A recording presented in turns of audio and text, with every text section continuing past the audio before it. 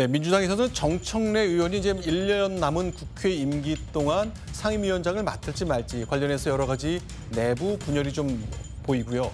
또 이낙연 전 당대표가 미국 생활 1년을 청산하고 독일을 거쳐 한국에 들어오겠다는 뜻을 최근에 연이어 밝히고 있습니다. 관련된 얘기를 좀 나눠보겠습니다.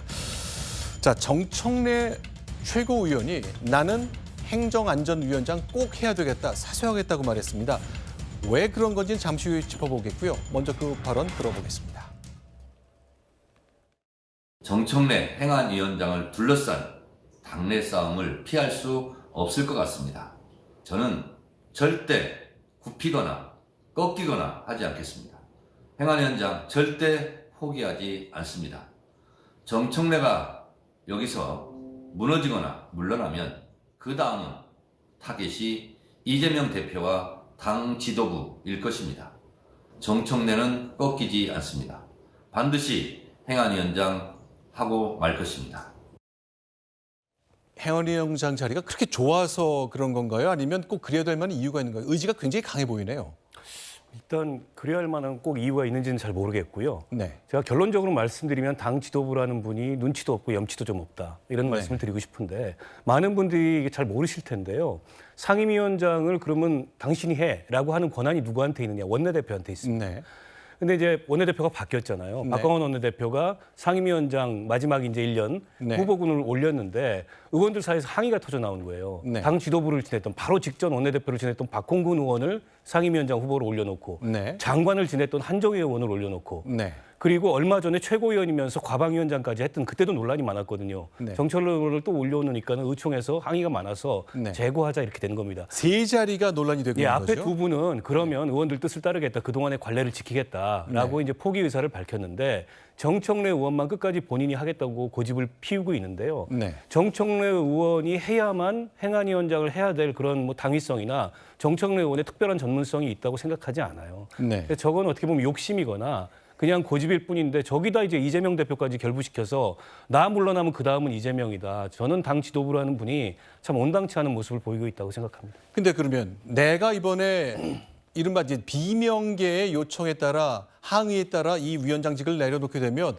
다음에는 이재명 대표다. 그러니 내가 이재명 대표를 위해서라도 이 자리를 지켜야 된다. 그런 뜻이 분명한 거죠.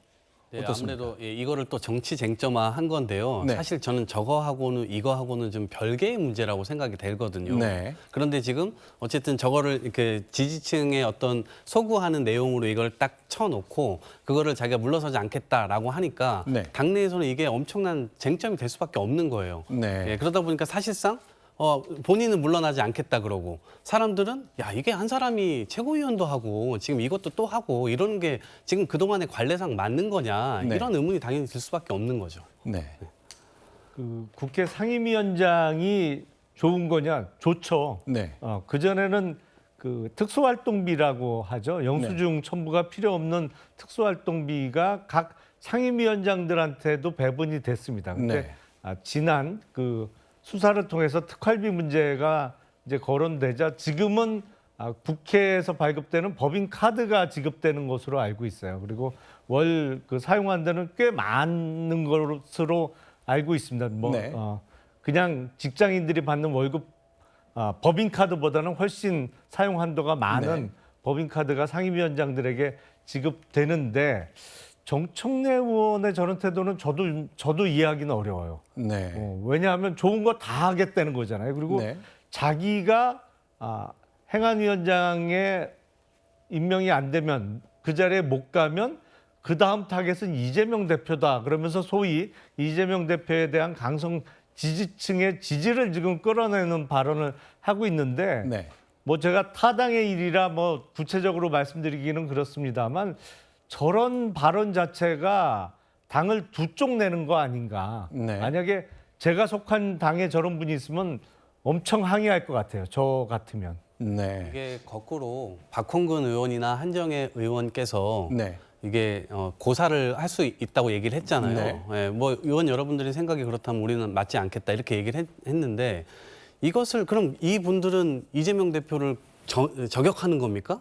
거꾸로 네. 이제 그런 논리가 이제 되기 때문에 사실은 네. 이게 논쟁의 어떤 지점에서 논리가 좀 잘 맞지 않는 측면이 있습니다. 근데 그 네. 정청래 위원장 입장에서 억울한 부분도 없잖아 있겠죠. 네. 전반기 때는 18개 상임위원장을 다 하다 보니까 네. 장관했던 분들도 다 모셔다가 상임위원장을 시켰거든요. 네. 근데 그것이 이제 다시 또 국민의힘 나눠갔다 보니까 이제 그 옛날 관례를 지켜도 되는 거였어요. 그 왜 나만 그래라는 거거든요. 네. 그런 부분에 있어서는 억울함이 있지만 방금 말씀하셨듯이 이재명과 당 지도부에 대한 공격 가능성까지 내비쳤다는 것은 이것은 당의 어떤 역학관계를 이용해서 본인 자리를 지키기 위한 아닌 거겠어요. 그러면 글쎄요 상임위원장의 자격을 거기서 잃은 것 같아요. 저는 개인적으로. 네. 그러니까 지금 이제 정청래 최고위원은 친명과 비명, 약간 계파의 싸움이다. 그러니 날 좀 보호해달라는 취지의 메시지를 내는 것 같은데 아마 이낙연 민주당 상임고문에 귀국하고도 좀 맞물린 시점 아닌가 하는 생각이 듭니다.